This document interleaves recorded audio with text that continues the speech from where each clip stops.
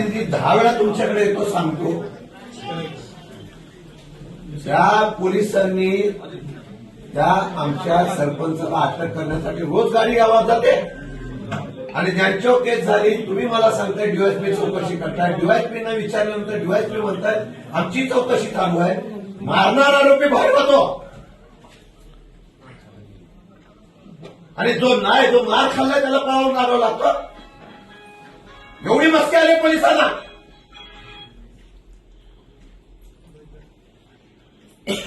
गरिबांना न्याय आहे का नाही? त्यांना या दोघं जण, तुम्हाला मी सांगितलं होतं सीसीटीव्ही फुटेज बघा, 11 जणांवर केस टाकली. 11 जणांवर. तुम्हाला मी विनंती केली होती सीसीटीव्ही फुटेज मध्ये जे कोणी असतील त्याला पकडा.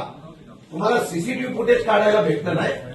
आम्ही सांगून सुद्धा आणि त्या लोकांना जामीन घ्यावा लागतो.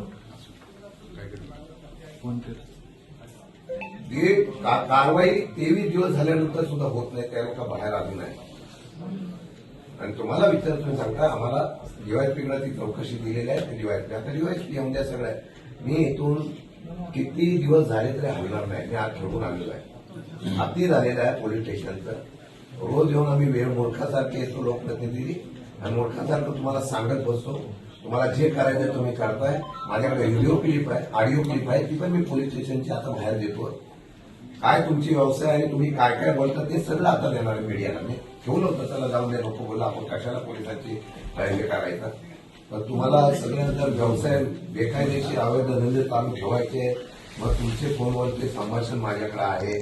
त्या संभाषणमध्ये तुम्ही सांगताय तू कोण कोण दारूचा धंदा चालू करतो तुम्हाला सांग, तुला काय काय नाही, तुझा धंदा चालू ठेव का मला माहिती दे. सगळं माझ्याकडे रिपोर्ट आहे. मला या केसबद्दल निर्णय काय देणार तुम्ही सांगा. नाही तर एसपी नाही तर बोलून घ्या. मी अजिबात हलणार नाही. साहेब मला 2 शब्द बोलायचे. बोलून दे ना.